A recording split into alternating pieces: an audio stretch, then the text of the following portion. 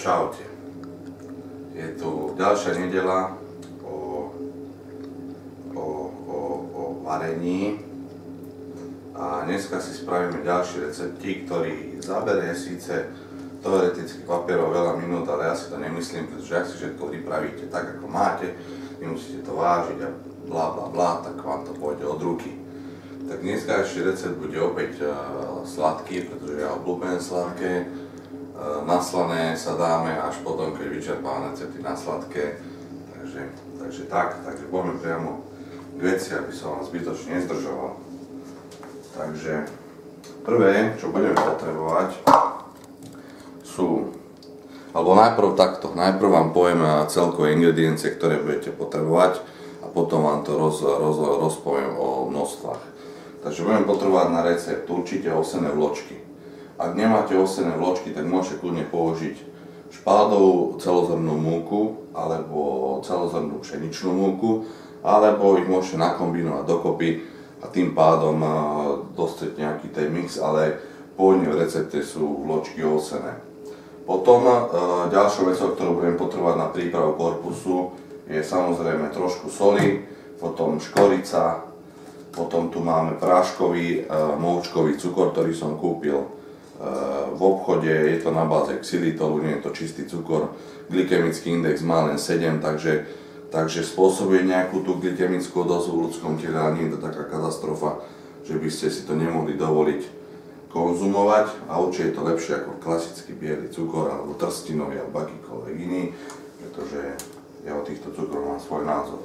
Ďalej budeme potrebovať hrudkový tvaroh 200 gramov, aj kľudne aj viac, závisí od toho, že aké veľké množstvo tam chcete mať.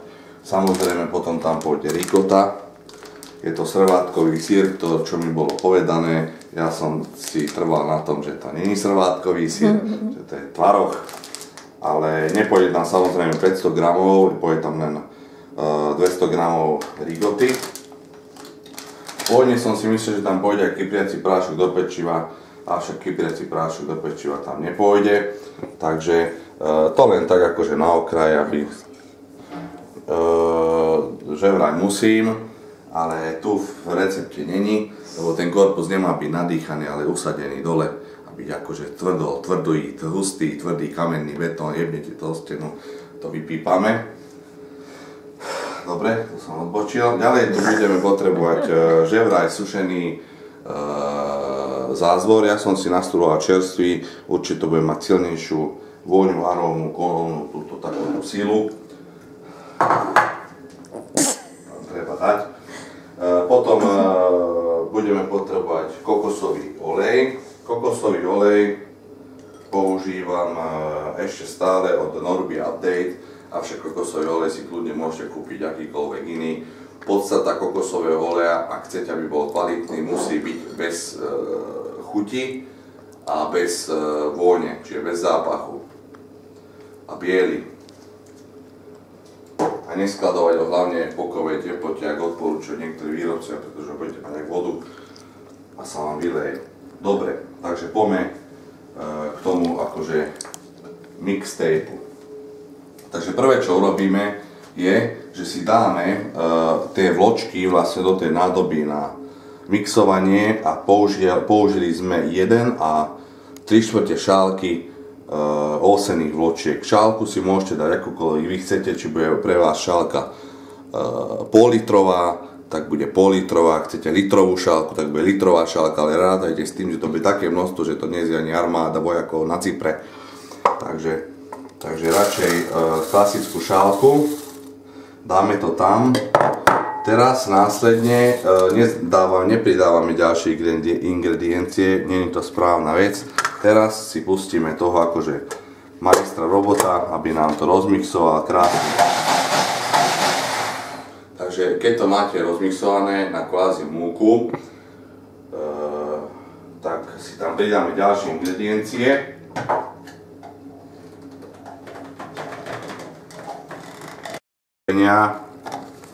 Nie som žena domácnosti.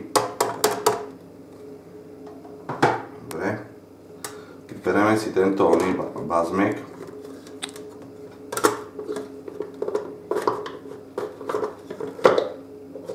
To som presne nechcel, lebo vločky budú aj tam, kde nemajú byť.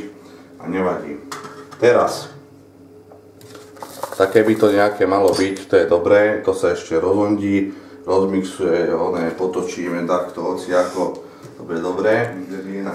Teraz to bude následne práškový cukor, množstvo štvrť šálky, môžete dať koľko chcete, závisí od sladivosti použitého sladidla, hlavne nedávajte veľa, lebo toto nebude jediteľné. Zapamätajte si, prisáľať a prisladiť sa dá vždy, odsladiť a odsoliť sa nedá už nikdy.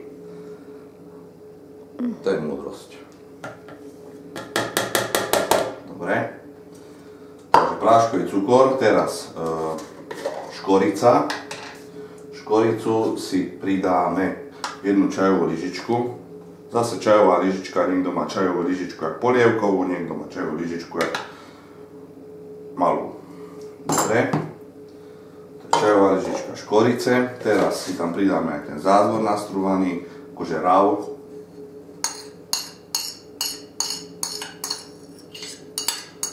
Tak.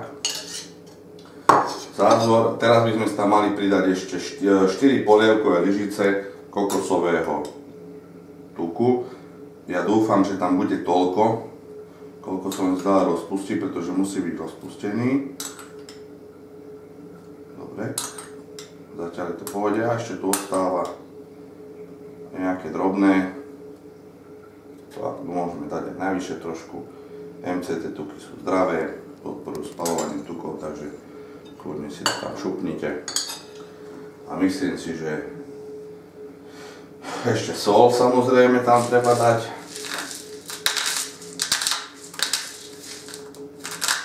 Stačí, viac netreba. A teraz to zase pomixujeme a keď to rozmixujeme, sa opäť vrátime. Potom keď si to cesto vymixujete, sypku, zmes, ktorú si vymixujete, potom si ju dáte do formy, aké chcete, či to je pekáč, alebo niečo okrúhle, alebo babovková forma, mi je jedno, čo to je. Tak si to ucapkáte pesťou, tak aby tá sypka zmes bola trošku jak udupaná. A vlastne to je ten počiatočný stav tej sypky zmesi, nemusí sa báť toho, že z toho nebude cesto. Malo by byť z toho cesto, ale to uvidíme neskôr až na konci. Čiže po tomto akte si tú sypku zmes dáte do truby na 10 minút a zatiaľ si pripravíme plnku.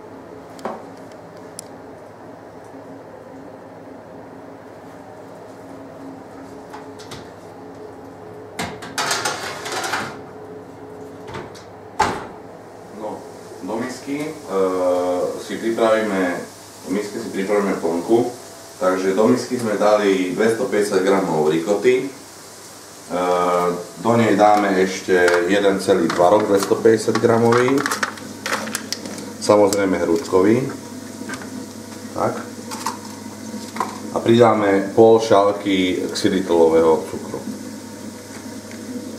Toto množstvo vymiešame. Môžete použiť lyžičku, medzličku, čo vám je lepšie. A potom pridáme ešte vajcia, celé to zmiešame. Keď to budem mať hotové, tak sa k vám opäť vrátim, aby ste zbytočne nepozerali, jak sa to mieša a nestrácali sme aj zbytočný čas. Keď si to cesto spracujeme, pôvodne tam mala ísť detská výživa, len ja som sa vynašiel. Dal som tam 2 banány, ktoré som rozmixoval s tyčovým mixérom. Pridal som tam pol deci ešte mlieka, môžete pridať kľudne vodu.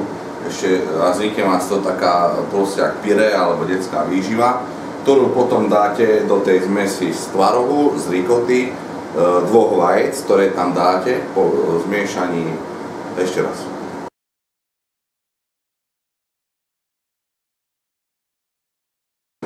Ešte raz.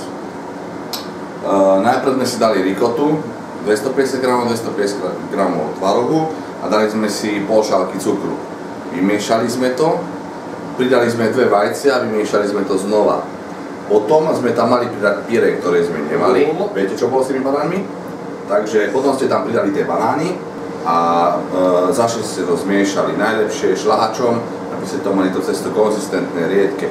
Do toho cesta sme ešte pridali sladidlo aby to bolo, aby tam nebolo cítiť ten taký tvarohový feeling a hlavne trošku takej tej muškátovo-orieškovej esencie s nádychom orechov, sme tam tiež pridali muškátový orech. Takže toto máme, nalejme to do tej silikónovej formy, ktorú máte tam a celý tento korpus potom dáte do trúby na 200 stupňov a pečie sa to 50 až 60 minút. Ešte jedna poznámka na záver. Keď po naliatí tej zmesi na korpus poprepichujete ten korpus ešte vidličkou alebo nožíkom, by vám tam vznikli také otvory a pocítite všetko. A to je všetko. Potom sa uvidí na záver, čo z toho bude, či to bude jedle alebo nebude. Takže vidíme sa cca o hodinu. Takže tu vidíte finálny produkt cheesecake alebo tvarohovo rikotový cake a la Igor. Tak to vyzerá. Dúfam, že vám bude chutiť. Ja idem vyskúšať, jak chutí.